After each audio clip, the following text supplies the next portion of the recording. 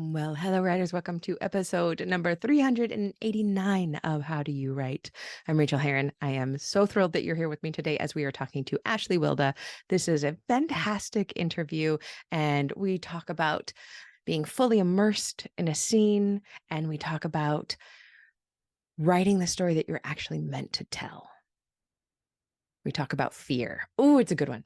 And I'm not going to give it any more of an intro for this because I'm going to be pushing out some episodes that have been just lying around. I need to catch up. I've got a backlog of interviews, and I am tired of always feeling behind for these authors who come on the show and then their episodes don't come out for months.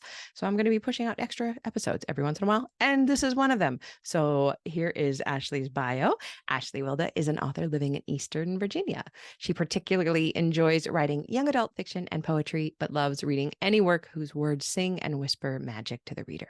Her debut novel, The Night Fox, a YA magical realism tale written in poetry and prose, comes out with Penguin Random House like this week. In addition to writing, she loves rock climbing, exploring the mountains, creating art for her company, Wild Things Company, and adventuring with her husband and rescue pup. Please enjoy this interview, folks, and we'll talk soon. Well, I couldn't be more pleased to welcome you to the show. Will you please give us your name and your pronouns? Yes, my name is Ashley Wilda, and my pronouns are she, her. Thank you, Ashley. Welcome to the show. I am so excited to talk to you about The Night Fox, which is one of those delicious combinations of poetry and prose, and it's coming out this year, and it'll be your first trad published book. Is that right? Yep, that's correct. How are you feeling about it? Oh my, over the moon, but also like it's not going to feel real until I'm holding it in my hands. Yes, yes. And it's going to feel so good. And it's so exciting. And I'm so happy to be part of your press and media journey. Let's talk about the writing itself, because this is a show about process and product, how it all gets made. How do you get the writing done? What does your writing process look like? So my writing process is a little bit odd. I Yay, tend to love odd. be I tend to be a sprinter. Yeah. I get really focused and I write and I write and I write and I write, and then I don't write for a long time. And then I jump back in, and it's one of those things that I like about my process, but also I'm working on figuring out how to work writing more consistently into my everyday life for a more sustainable practice. I totally hear that. I really like how you called it sprinting. Binging is the other word that writers sometimes use for that, which I think has some negative connotations. But I'm a big fan of Becca Syme, and sometimes she says like some people are just sprinters, as you are. Like we all kind of want to be the thing that we're not. We all want curly hair. If we have straight hair. How does sprinting fit into your life? Does it leave you exhausted? Does it leave you happy? What does it do? Well, often I find that I'll enter into a sprint with a goal in mind, like finishing the draft or revising the section or whatever. So I often find that I'm really good at hyper focusing. Mm. So when I'm done, I have a sense of satisfaction because I feel like I finished something. I just was diagnosed with ADHD as an adult like a month or so ago. And all of a sudden, so many things about my writing process for my whole life make sense. Yes. What has that long time diagnosis, first time caller? What has that diagnosis done for the way you look at yourself and your process in the past? What has that changed? Oh, well, as I'm sure a lot of other people that got diagnosed later in life felt, there were so many things that I think I thought were personality flaws or, things that I didn't understand why I couldn't do it the standard way, like Mm. why I couldn't write 1,000 words every day at 7 a.m. for eternity. Like my brain just doesn't work like that, but I wish it would. And I Yeah. think in the past I thought, oh, well, you're just not disciplined enough or you're just not whatever enough. And instead, I'm learning, like, okay, no, my brain actually functions differently. And maybe I need to work with my instinctual process to find something that actually works for my brain. Oh, that makes me so happy. Have you learned, and I know I'm putting you on the spot with these questions, but have you learned anything since the diagnosis that does work with your brain in terms of writing? Oh, well, I got this diagnosis a few weeks ago. So it's all brand new. It's Yeah. all brand new. I still feel like I'm in the aha phase, but Mhm. the one thing that I have noticed is I need my schedule to vary. Mhm. And now I Me too. understand why. I did before, I was like, well, why can't I just do work for this time, break for this time, and repeat? Now I understand my brain gets bored. And it's like, Mhm. no, we got to make it interesting. We got to switch it up. So I'm learning that that will probably be something I'll incorporate into my writing routine. I love that. Yeah, I spent so long feeling exactly the same way. And I frustrate myself because I'm one of those people who I just want nothing more than a routine. Like if I go to a city, I try to make a routine the day I get there. Like I'll, go, I love that coffee shop. I'll go back there tomorrow. And I instantly get bored instantly. You may choose to pass on this question. And I can also delete it from the record of me asking, but have you considered medication? And will I you? have. Yeah. So when I first pursued the diagnosis, I was just curious. I Mhm. actually was talking to a friend and I was trying to figure out some other mental health stuff. And I still can't believe I said this. I said, I don't know what's going on with my brain, but I know it's not ADHD. And she burst out laughing. She was like, girl, what are you talking about? Like, that would be the first thing that I would go check out. And I just was oblivious because I grew up being good at school. I was I'm a great at hyper school. focuser. Yeah, Yes. I missed all the signs. And so when I went to go get a diagnosis, I told the person, I was like, I'm not looking for medication or anything. I'm just curious about my brain. Well, now that I've done a lot of research about ADHD and the chemicals my brain does and doesn't have, and all of the ways ADHD can kind of spill over in good and difficult ways into other areas of your life, now I am interested in kind of pursuing that path and see what happens. I recommend. I have tried a couple of different medications and never seriously until I was like 48, even though I literally got diagnosed when I was 5 or 6 before they even called it ADHD because I had some block. I did this with antidepressants in my past too. Like I don't need them. I don't need that. And then I finally found it's called Rubifen here in New Zealand, but it's the same as Ritalin. And I just sit down and work. It doesn't change who I am. It just allows me Yep. to work without a little bit like less pulling, literally touching my hair constantly. So yes, well, I look forward to exploring your writing process with those kind of iterations. So that's awesome. Good for you. Good for you. Proud of you. What so let's get to actually the first question, finally getting there. What does your writing process look like on a non-routine day? Oh, this is a great question. So, I am someone that really likes rituals, which is Ooh, funny. That's the one routine like not routine, thing but that will ritual. stick. But ritual, Yeah. like I like for it to feel right.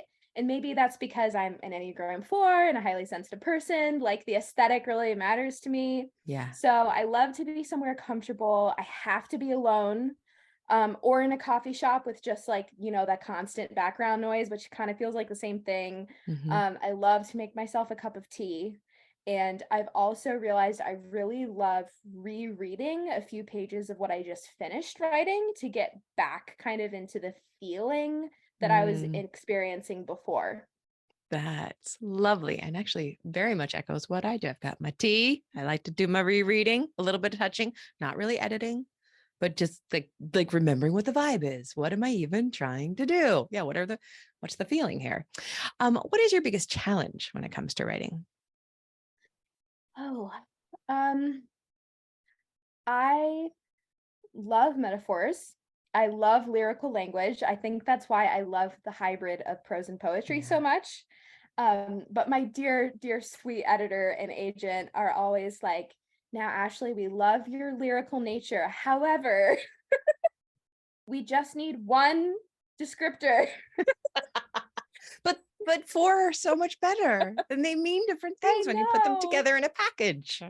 Yeah. Exactly. And it's funny because I would say it's one of my strengths and challenges because it's one of the things that people tend to notice about my writing that they really like and that I personally really like, but I tend to go a little overboard. That's lovely. That's lovely. What is your biggest joy when it comes to writing? Oh,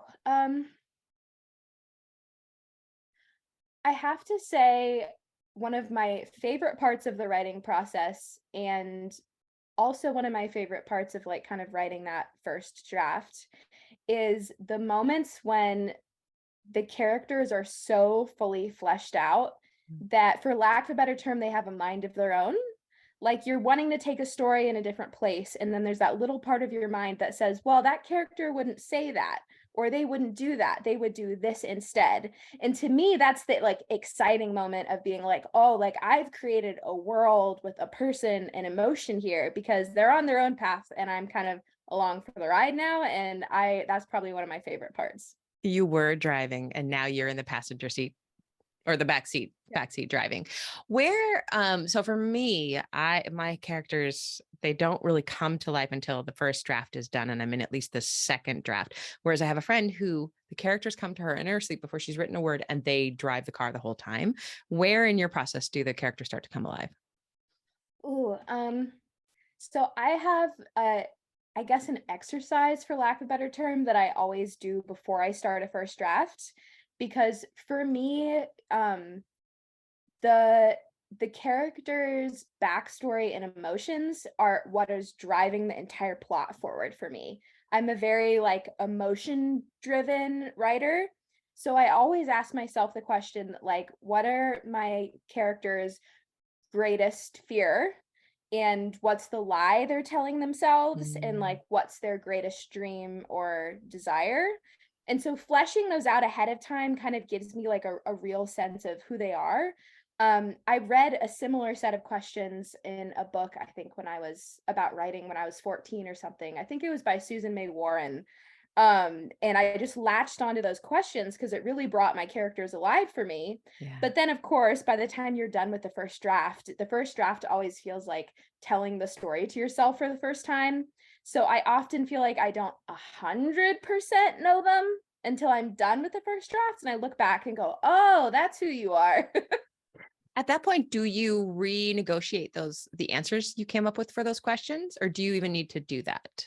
I often renegotiate those kinds of questions because I have similar questions. That is a great question. So I have this weird tendency to write books based off of like big life questions that I have that I don't have an answer for. Mm. And I often don't fully find the answer until I'm finished writing it.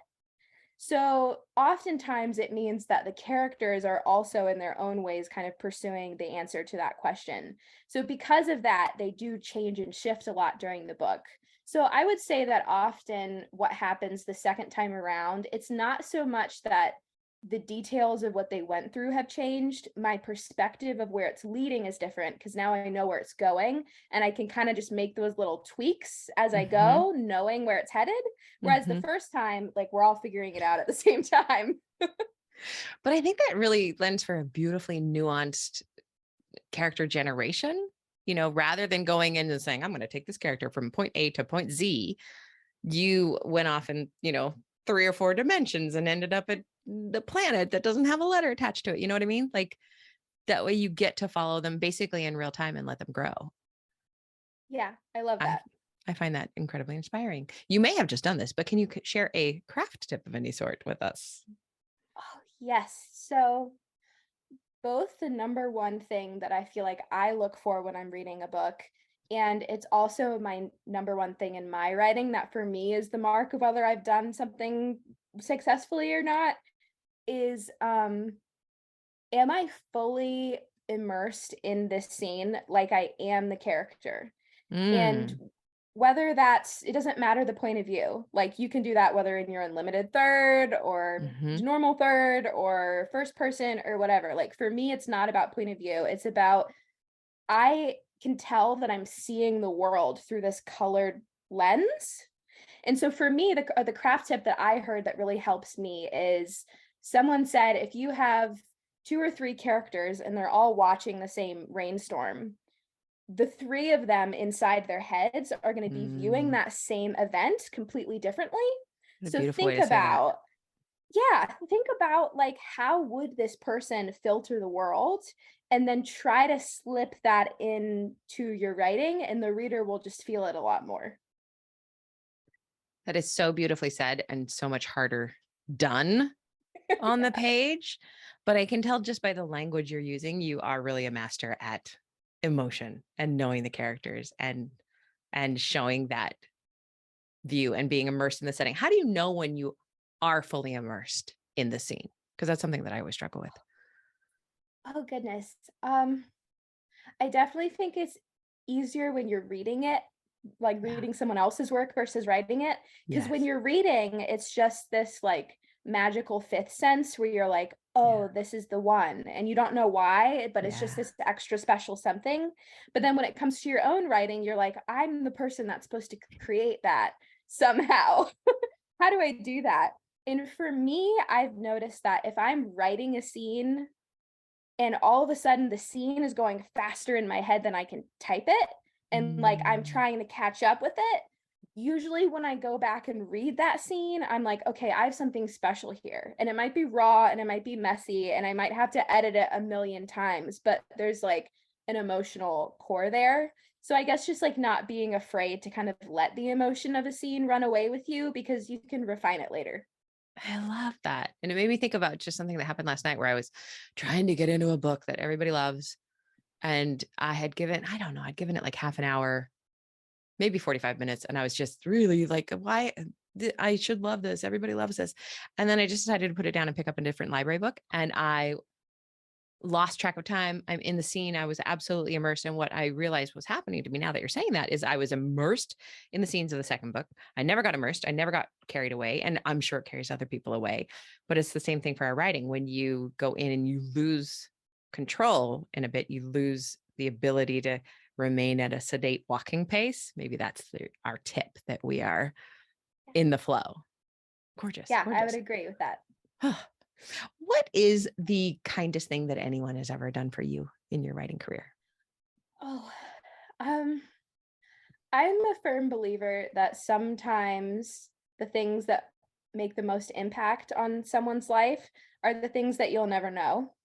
Um, and I definitely feel like that's been the case in mine. And the thing that stands out to me is I went to the Vermont College of Fine Arts for MFA in creative writing for children and Mhm. young adults.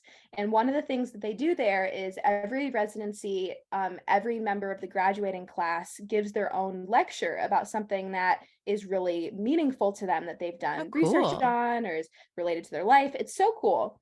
And I went to one, I was probably, I think I was 21.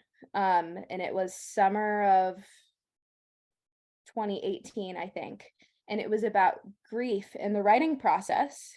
And it was a person that I barely knew. I had just seen them in passing, and they had poured their heart into this lecture. And it was more of they were just telling the story of their life and how it entwined with writing.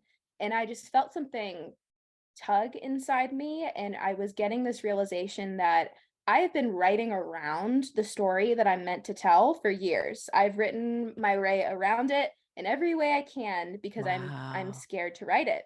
So the lecture finished and I slipped out and I ran to the little library on campus and went all the way down into the basement, and it smelled like musty old books and it was kind of dim, and I just started sobbing and I was like, I know what I need to do now because I've been holding this story of my own grief and love and have been trying to avoid it and write around it, but what I really need for myself and for the teenager that I was is to write through it.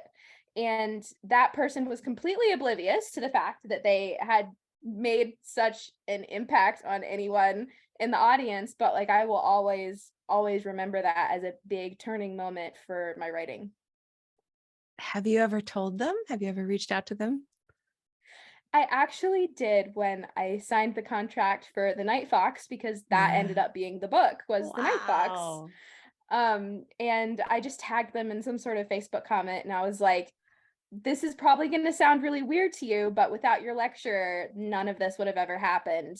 And it was really cool because they were floored and they were like, I needed to hear that for it to circle back around to me because I'm avoiding writing about something that's really important to me now. And I needed my own advice to come back around to me to have that impact again, which I thought was really cool. I have goosebumps. That is beautiful. And that is exactly what was meant to happen. That is Yeah. gorgeous. And I am also glad that you told them. So what is the kindest thing that you've ever done for yourself as a writer? Mm. Um, well, right before I went to grad school, a pretty significant event had happened in my life that kind of turned everything upside down and kind of started a really, really intense like grief process and mental and physical health process that I'm still honestly going through now. But I felt so lost during that time. I had a really big question mark in my mind where I was like, I don't know if I can write still because I everything I am as a human feels like it's been undone. Mm, And I don't know if I know how to write anymore. Like I don't know if I'm capable of that anymore. But I didn't stop. And I don't know why I didn't stop because the whole time I was like, what am I doing? Like none of this feels right. I don't know what's going on. But I still just somehow felt the urge to process the unprocessable mm-hmm, through actually specifically through poetry. I almost wrote mm, exclusively in poetry for free verse poetry for a long time. Um and I feel like none of the ways that my writing has grown into what it is now ever would have happened if I had decided that I was right and I just wasn't ever going to write again. So I'm grateful to myself for that, even though I don't know why I kept going, but I did, and here I am. It seems like you are very good at listening to your intuition, Hmm. even when you don't maybe know why. But would you agree with that? You're kind of got a I skill at would. that. Yeah, I Yeah. would. I sometimes have a hard time trusting that intuition, but when it's Mhm. strong enough, I'm like, okay, here we go. Yeah. And that gut knows, the gut knows. So, oh, amazing. Okay. Switching gears a little bit. What is the best book that you have most recently read and why did you love it? Oh, okay. So, a year ago, back when my agent and I were getting ready to pitch The Night Fox, I was looking for what people in the industry call comp titles, which Mhm. are titles that are similar to your book in some way that can help explain some of the things you really love or like about your book. And my problem was all of the books that I loved that I wanted to list were like 5 to 10 years old. And Mhm. that doesn't fly when you're looking for comp titles. They want to know how it's like new and relatable and Mhm. whatever, you know? So I started kind of on a reading journey just to see what was out there. And I came across the book Watch Over Me by Nina LaCour. Mm. And it's a YA magical Mhm. realism with a lot of like really incredible nature elements in it. And it blew me away. It was like one of the best books I had read in like the last 5 years. And I still think about it all the time. I'm going So to run out and put it at the top of the TBR pile. Thank you. That sounds exactly like my jam. highly recommend. Thank you. Watch over me, Nina LaCour. LaCour. Yep. Mhm. Perfect. Thank you. And will you please tell us about your book right now? Please tell us about The Night Fox. Yes. So The Night Fox is YA magical realism where the present is in prose and the past is in poetry. Mm. So the chapters alternate between the two. And it's about a girl named Eli who is sent to this mysterious wilderness retreat in the mountains um, for mental health recovery. Um, but she is struggling with grief after a really, really complicated lost love, basically. And she is determined that she's not going to heal because she's not going to let go of this love that she's found. What she doesn't know is that the valley is magical and changes every time she goes out in it, and that she will meet versions of herself, past, present, and future. And yeah, so that's The Night Fox, and I am so beyond excited for it to come out. It's coming out on October 10th of this year, actually with a new imprint of Penguin called Rocky Pond Books. I saw that. I had never heard of that imprint. That's really exciting. Is it is it a YA or is it a poetry prose imprint, or what is that imprint doing? It is really cool. I'm so excited. So, Lori Hornick, who works with Penguin, used to be head of Dial Books for young readers for like 25 years or something. And she left Dial to start her own imprint under Penguin. And it's specifically for children and young adults about mental health and social emotional learning. More goosebumps. Oh, and Their were you first working book with just her? came Was she out. your editor? Yep, she is my editor, which is incredible. I love, most people listen to this, they don't watch the YouTube, but if anybody is watching the YouTube, your face just lit up when you said that, yes, she is my editor. I worked with her. You got what a vast amount of experience. And also she's going to have all of this passion and excitement about this new imprint of hers. That is so cool. Oh, okay. So it will be available in all fine bookshops. And where can we find you? Great question. So I'm a little bit of everywhere. My main platform is on Instagram. You can actually find me at the handle is wild.thing.co.